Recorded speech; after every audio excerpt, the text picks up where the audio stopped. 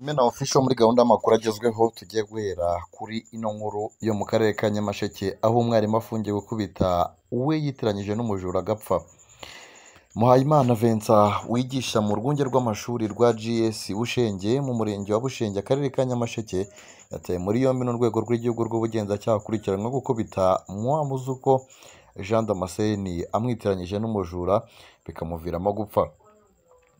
Muhayimana afungiye kuri sitasiyo ya RIB ya Bushenge mu gihe bagenzi be bigishanya kuri GS Bushenge, uwigisha kuri GS Shangi n'umucuruzi bakurikiranyweho ubufatanyacyaha bakirimo gushakishwa n'inzego z'umutekano nyuma yo gutoroka.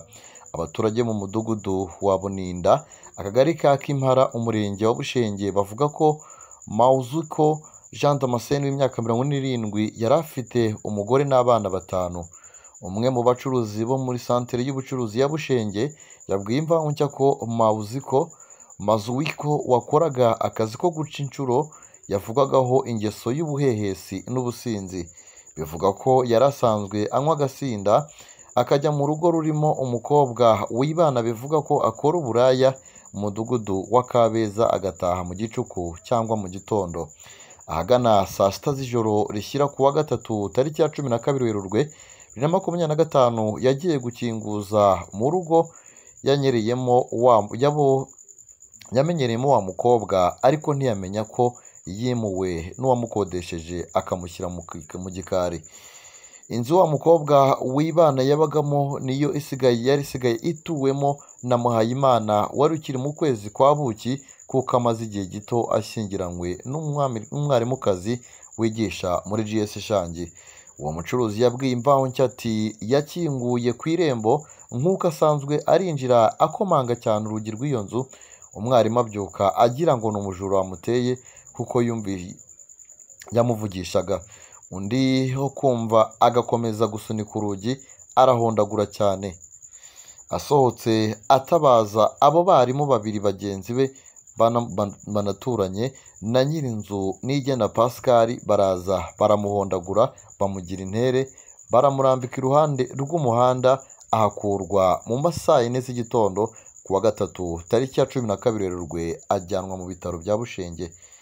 Bahamagaye umugore w'uyu mugabo wakubiswe ahagana saa 7 zo ku wa kane nibwo yashyizemo umwuka. Hakekwa ko yazize izo nkoni yahondaguwe kuko yaranafite ibikomere byinshi mu mugongo no mu maso. Undi mucuruzi wo mu murenge wa Bushenge yongeye ati iyo nkuru twayimenye, umurambo uracyari mu bitaro bya Bushenge ukorerwa isuzuma rya muganga. Umwarimu yataye muri yombi yafatiwe ku ishuri arimo kwigisha. Bagenzi babiri nabo barimo kwigisha bashobora kuba bamenye amakuru nabo basohoka mu mashuri bigishamo baracika. Yavuze ko bakirimo gushakishwa hamwe na nyirinzu yakodeshwaga n'uyu mwarimu. Bivuga ko umukobwa nyakwigendera yari agiye kureba ngo ntiyari yaraye aho ngaho. Umuyobozi wungirije w'akarere ka Nyamasheke ushinzwe imibereho myiza y'abaturage Mukankusi Anatazi yavuze ko ayo makuru bayamenye uwo mwarimu akaba yataye muri yombi mu gihe iperereza rigikomeje. Ati uwo mugabo yatashye nijoro yasinze ajya gukomanga ku nzu yari isanzwe akomangaho ashakamo umukobwa wayibagamo ayikodesha. Bivuga ko bari bafitanye ubushuti budasanzwe. Ntiyamenye ko atakihaba harimo abandi, akomeza guhondagura urugi cyane. Abari barimo kuko hari mu gicuku batekereza ko batewe n'umujura, babyuka banatabaza. Bishoboke ko muri uko kwitabara banamukubise ajyanwa mu bitaro bya Bushenge agwayo. Yasabye abaturage kwirinda ingeso mbi zirimo ubusinzi bukabije no guca inyuma abo bashakanye. Yihanganisha umugore wa nyakwigendera n'abana asize, avuga ko bakurikiranwa n'inzego z'umutekano, ukuri nyako kukazamenyekana nyuma. Turacyari mu makuru hano ku Mena Official. Ni amakuru tugiye gukomereza muri Repubulika Iharanira Demokarasi ya Kongo.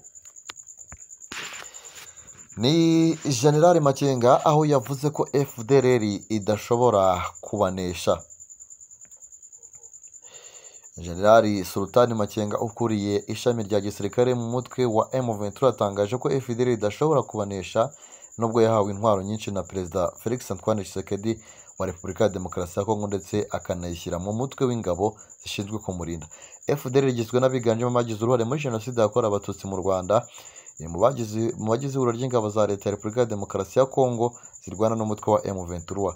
Uyu mutwe by'umwihariko u Rwanda rwakunze kuwugaragaza nk'uteje inkeke umutekano warwo bijyanye no kuba uhuriye na Leta ya Repubulika ya Demokarasi ya Kongo mu mugambi wo kurungabanyiriza umutekano. Jenerali Makenga mu kiganiro na Alain Destin yabajijwe niba FDLR igiteje ikibazo. Makenga yavuze ko uyu mutwe nta mpungenge uteye M23 gusa ukaba ukiri ikibazo ku baturage bo mu duce igenzura.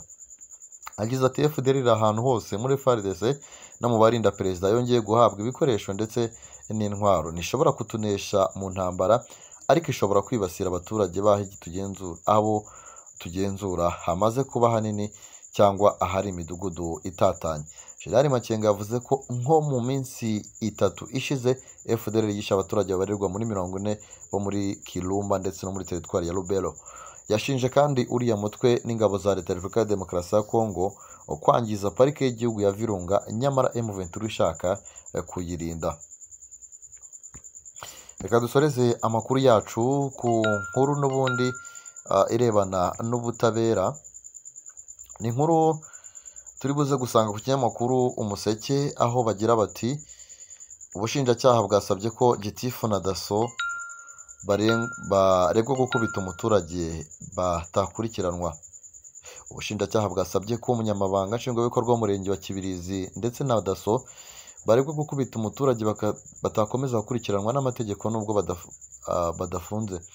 Abari mu nkiko ni umunyamabanga nshingwabikorwa w'umurenge wa Kibirizi mu karere ka Nyanza witwa Murenzi Valence n'umuhuzabikorwa wa Dasso mu murenge wa Kibirizi witwa Adrien Murigo ndetse na Dasso witwa Rusumbabahizi Celestin wo mu murenge wa Kibirizi. Mbere y'uko inteko iburanisha iza mu cyumba cy'urukiko rw'ibanze rwa Busasamana, Gitifu Murenzi Valence yagaragazaga ko mu rukiko asoma impapuro buri kanya nk'uwiteguye kuburana. Ubwo aba bari imbere y'inteko iburanisha kuri uyu wa kane tariki ya 13 Werurwe 2025, ubushinjacyaha bwahawe umwanya ngo busobanure ikirego cyabwo. Uhagarariye ubushinjacyaha yavuze ko tariki ya 31 Mutarama 2023 uwitwa Ntirushwamaboko Celestin Elias Mitumbi yatanze ikirego arega Gitifu Murenzi Valence, umuhuzabikorwa wa Dasso Adrien Murigo ndetse na Dasso witwa Rusumbabahizi Celestin ko bamukubise bafatanyije ahagana saa 6 z'ijoro, maze nyuma hagaragara urupapuro Mitumbi yivuguruza ko yari yarabeshye ko batamukubise. Uhagarariye ubushinjacyaha ati tukaba dusaba ko ikirego twakireka kuko uwareze nawe yavuze ko yabeshyeye abaregwa. Abaregwa bose bahawe ijambo bahuriye ku ijambo rimwe bagira riti ntacyo twakongera ku byo ubushinjacyaha bwavuze. Maître Mpayimana Jean Paul wunganiye Gitifu Murenzi Valence yavuze ko ubushinjacyaha bwakiriye ikirego bunakora inyandiko itanga ikirego buyishyikiriza urukiko, kuba ubushinjacyaha buretse ikirego bukurikije amategeko, bityo urukiko rwazabyemeza ko ikirego cyaretswe. Mushiki wa Mitumbi ari nawe watabarije uyu musaza we avuga ko bamufatiranye n'uburwayi afite bamusinyisha ibintu atabyemera. Yagize ati barabibindikiranyije bagendeye ko ari umurwayi.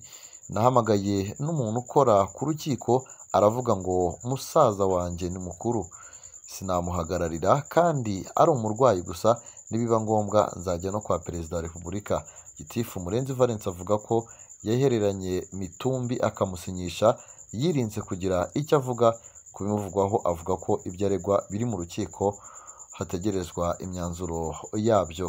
Abo mu muryango wa Ntirushwamaboko Celestin Elias Mitumbi mu mwaka wa 2023 bavugaga ko Mitumbi yakubitiwe mu isantere ya Mututu mu kagari ka Mututu umurenge wa Kibirizi mu karere ka Nyanza, akubitwa na Gitifu umurenge afatanyije na Dasso.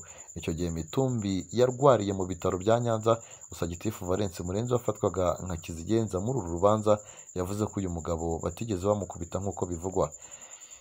Niba nta gihindutse umucamanza azafata icyemezo kuri iki kirego kitakiriwe tariki ya 31 Werurwe 2025. Abaregwa baburana badafunze kandi baracyari mu kazi kabo bose. Nangaha dusoreje amakuru twe twabateguriye rero tubabwira ngo mukomeze mugire ibihe byiza cyane.